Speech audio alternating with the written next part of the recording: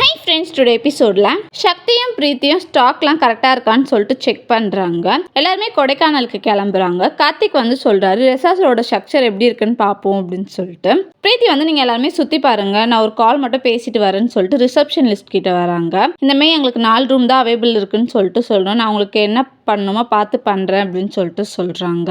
எல்லாருமே ரூம்காக வராங்க. அப்போ அந்த ரிசப்ஷனிஸ்ட் வந்து சொல்கிறாங்க 4 ரூம் தான் அவைலபிளாக இருக்குது அப்படின்னு சொல்லிட்டு. சுந்தரம் வந்து சொல்கிறாரு, சந்திரசேகருக்கும் ஜெயாக்கும் ஒரு ரூமு, சுந்தரமுக்கும் பவானிக்கும் ஒரு ரூமு, கார்த்திக்கும் சண்முகமுக்கும் ஒரு ரூமு, சக்திக்கும் பொன்னிக்கும் இருக்கிற ரூமில் வந்து பிரீத்தி ஷேர் பண்ணிக்கிட்டோம். எப்படியும் அவங்க 2 பேரும் கப்பலாக இல்லைல்ல, அவங்க கூட பிரீத்தி இருந்தாலும் கொஞ்சம் கம்ஃபர்டபுளாக இருப்பா அப்படின்னு சொல்லிட்டு சொல்கிறாங்க. சக்தியும் பொன்னியும் ஷாக் ஆகிறாங்க. பிரீத்தி வந்து சந்தோஷப்படுறாங்க.